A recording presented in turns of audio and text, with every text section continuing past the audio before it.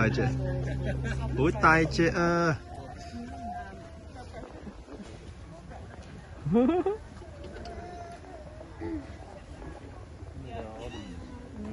！These sort of settings as well.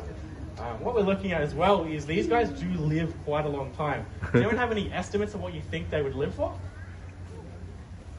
Yeah, pretty much. So around about sort of 150, we say about 150. 200's a pretty good sort of estimate as well. So you would see, anyone heard of Harriet? She's quite a famous Galapagos tortoise. So her statue is just up here. So she actually had met Charles Darwin when he was doing his sort of research. And then also for every different male and even for your females. So it is the equivalent of a fingerprint. Wow. It's basically sort of what we do sort of think is a display as well. So the number of scoots, the more impressive you are to a female. And your males will actually have what's called a concave plastron. So underneath his carapace there, actually does have a bit of a concave, which basically for layman's terms means to distribute their weight quite evenly. Whereas your turtles, as they are in the water, will have flippers. But do you think if he does get in the water and he does get swept away, or he does get sort of knocked out by a wave, do you think he'd be able to swim? What do you reckon? Yeah. What are they doing? What are they doing? Wow. Ich dachte immer, das wären so Rattengröße. Rattengröße.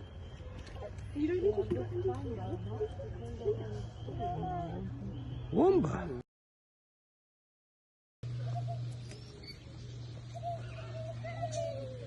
Cái顏色可以綠色咁靚嘅，好靚喎隻雀仔，你識唔識飛嘅？你到爸爸，你到爸爸。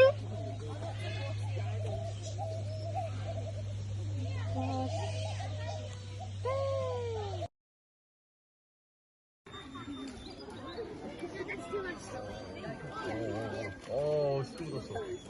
아니야, 어이요. 저 처리하려고. 아. 와.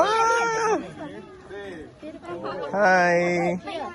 Record it. Thank you. Yeah, yeah, already. Go ahead. Wow. You're coming. This thing. Wait. Hi, hi. Hello. Hi. Wait. Feed it. Hi, feet here, feet here. Yeah. Woo! You'll be fine. No, they touch my hand. They won't bite. Ah, so wet. I feel the teeth. Oh my god.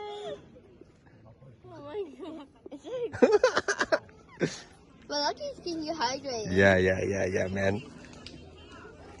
I'm a machine, a feeding machine. Yeah, you're. Come on. Oh.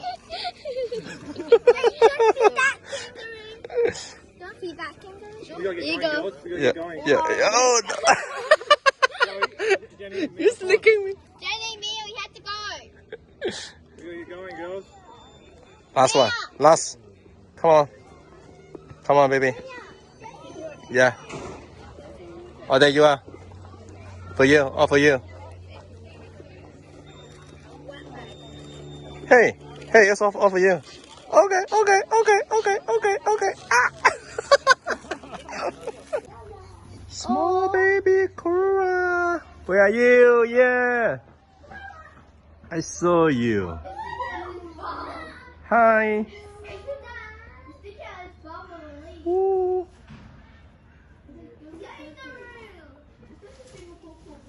Be careful. Be careful.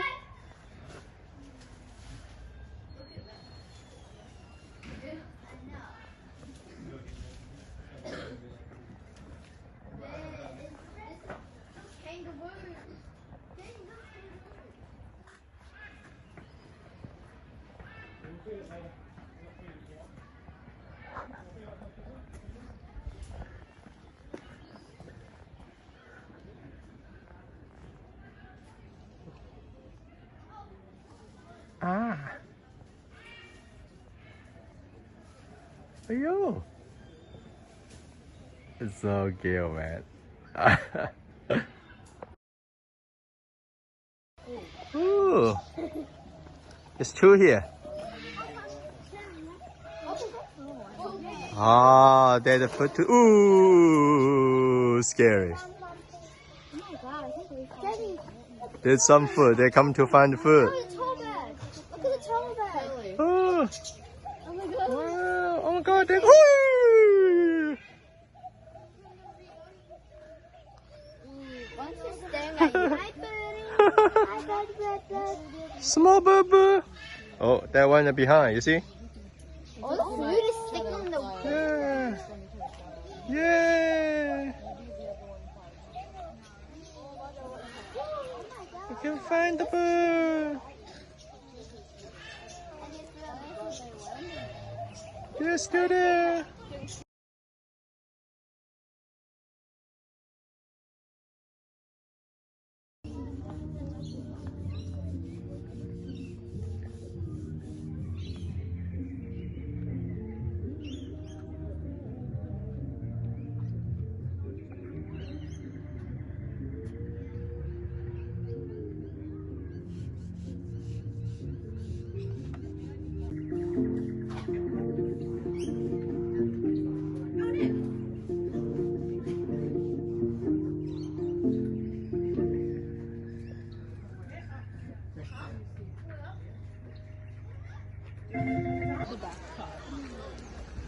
Hi, the elephants.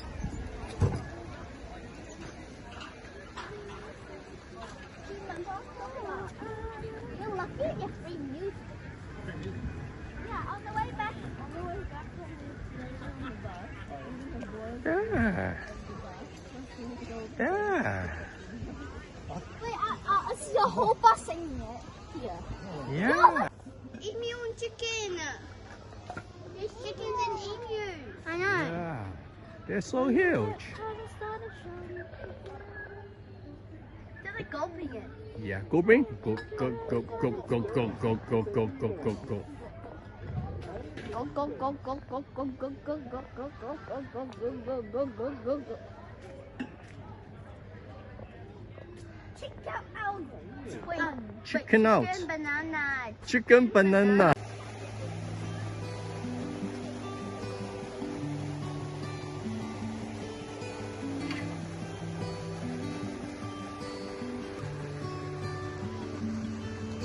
The light is fading fast. From this old town we gotta go. Our bags are packed, so what we waiting for? Restaurant. And then here is watching the crocodile show. Crocodiles. Wow, awesome. That show will start very soon. Oh, that's Yeah, it's beautiful. We haven't already met. And before we begin, I'd like to acknowledge the traditional owners of the land on which we meet, the Gubbi and pay respects to elders past, present, and future. Thank you so much, Kira. But now we want to have some fun and get to know someone. By Albert and Scuba. Now Albert is a great performer, and Scuba, the two-tone combination, she's a little pie performer. As you can see, they are pretty much perfectly designed for life in the water. Now this is because they have that water-resistant coating on their feathers that many other birds do possess. This allows them to swim faster. That's why it's so common to see our cormorants lining the riverbanks of Australia, holding their wings outstretched, just as if they're shaking them out to dry.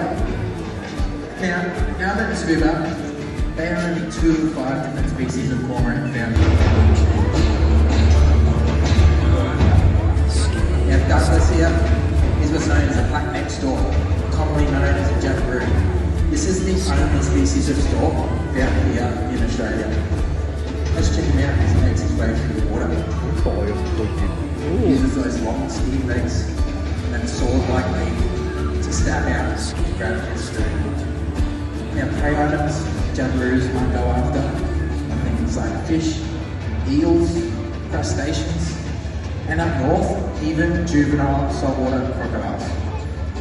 Now if you take a look at Doug's eyes as he heads on home, his eyes are in a dark brown coloration, whereas a female has a vibrant yellow eye. This means, as a species, they are what's known as sexually dimorphic. Unit is now on call to assist in the rescue of all of our beautiful wildlife. just like the beautiful birds joining us today. Our wildlife state is not only important for the survival of their species, but also our ecosystems. So please be wary on our roads, particularly at dusk or dawn, and keep your pets inside at night. If you ever find a sick or injured animal, please call your local wildlife hospital or vet and never feed them. This is super important for all of our lives. So we love and appreciate them from a distance. That is very wise, but now it's time we let Steve show you why he believes our wildlife is so special. I feel that we can educate people about our wildlife and therefore protect. At 12 feet long, weighing in at 250 kilograms, it's the fastest crocodile in Crocodile. Your croc today is Scrapper.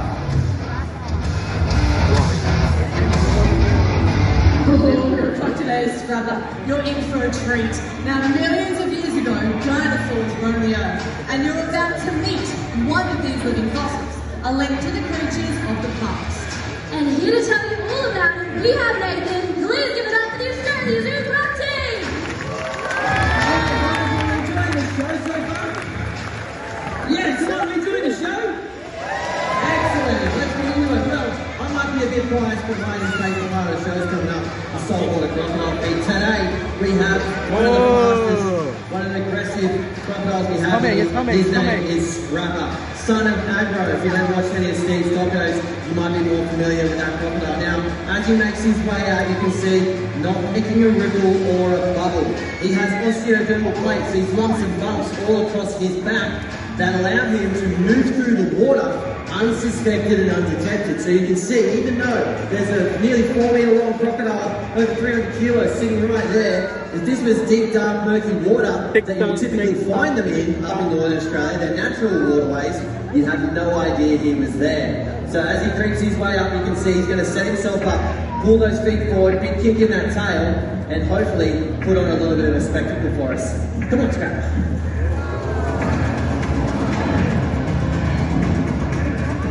Yeah, that's all right. Give it up for him, guys. That's pretty good. Now you can see that strike distance to the nose to the base of the tail.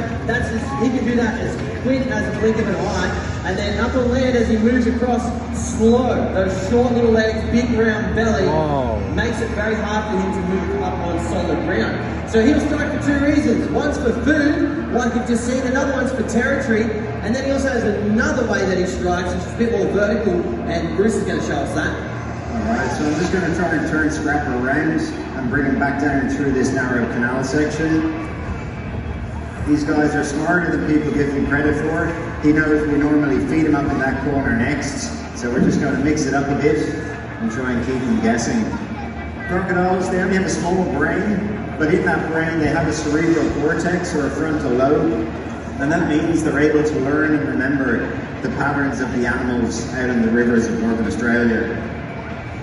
It allows them to be a lot more cunning and calculating than, like I said, people give them credit for. Now, as Scrapper comes through this canal, it's only a couple of inches deeper than his body, and with those lumps and bumps on his back that Nathan talked about, he's going to cheat today. He's just getting lazy. He is capable of swimming through that shallow water without disturbing the surface in any way, and that's just one of the attributes they have that make them really the ultimate ambush attack predator. They're able to sneak right in on an unsuspecting prey item that comes down to the water, sticks its head in to have a drink, and then the crocodile strikes out. But as Nathan said, there is another method crocodiles use, and it's something we call the tail walk. And I'm going to hopefully get Scrapper to demonstrate that today. Baby crocodiles, when they first hatch out of the egg, they're only about 15 centimeters long, and just about everything in the river eats crocodiles. Big crocodiles, barramundi, other predatory fish, birds of prey. So the baby crocodile goes to the side of the river and he hangs out in the reeds of the mangroves, and he uses this tail walk method to catch insects and little frogs in the grasses. And he'll continue doing it up until he's Scrapper size or even bigger, when they're taking things like flying foxes or possums out of branches. It wasn't really Scrapper, it was too quick. And you can see they're capable of getting at least half their body up out of the water vertically. Some of our bigger crocs are able to get their head up and over the top of this tail walk ramp. They have been known to catch a bird mid-flight out over the open water, so it's an incredibly effective hunting method. So we're going to turn them around now and try and get them back out for another dish. Hang on there, Brucey. He's really looking at you today. We're going to hopefully turn Scrapper around here for another strike and just put to bed those myths that surround saltwater crocodiles, one of which being that they're extremely fast up on land. Now, a crocodile Scrapper size here, although he's fast at striking in around the water's edge, his speed up on land is not that fast at all. I can walk backwards faster than he can move forwards, and hopefully I can demonstrate for you that today, otherwise I'm in a world of hurt. So see, as he comes out, a bit slow, but that there is his strike range. And then, as he makes his way back, slowly coming out, dragging that belly along the ground there. 350 kilos. Quite difficult for him to be able to lift and move along. So, if you follow these simple rules that we've waited here today, like getting too close to the water's edge, going above the water, or going in the water, you won't ever have an issue with saltwater crocodiles. You can see I'm only a few meters away from him, and I can probably put my money where my mouth is. Probably sit down in front of Scrapper. You should lie down. Lay down? Okay. I don't want to stay here too long.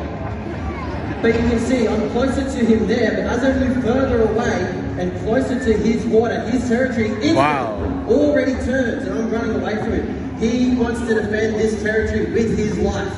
Defend his girls, defend his honour. So he knows he has the best chance to come down and get me when I'm at the water's edge. That's just where he's designed, where he's built to hunt. That's all he's designed to do, even around the water's edge. So if you follow those couple of simple rules, don't overhang the water. People have been taken by tail-walking crocodiles before. Don't stand within that 5 metre limit of the water to stay out of the range of that. Even the largest saltwater ever recorded at 7 metres long, keep 5 metres back. And the obvious one is, don't go swim with crocodiles. He can hold his breath for 7 hours and swim at the cruising speed of a dolphin, 27 kilometres an hour. There's no way you're out swimming a crocodile in the water. And you would come up to a billabong, have a fish, or go down for a swim or a drink. You might be sitting there for half an hour, looking out, no crocodiles. Seems like a good idea. Quite the role they play up in our northern waterways. Now, Steve, up there on the big screen, he loved crocs with everything he had, and that was no secret to anybody. And what he's done is pass some of his passion onto everybody working here at the zoo today, and hopefully a lot of you guys as well. So with that in mind, I'd like to thank you for coming to the zoo today and helping us to keep Steve's dream and this planet alive. Thanks for coming, guys, and have a safe trip home.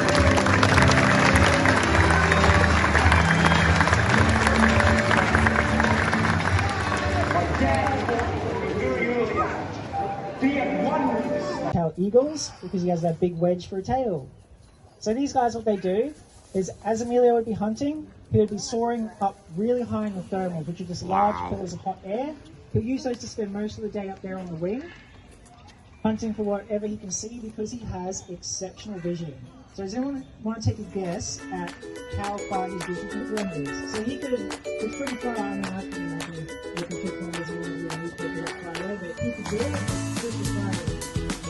So as it comes past, take a look at his feet and feet as well.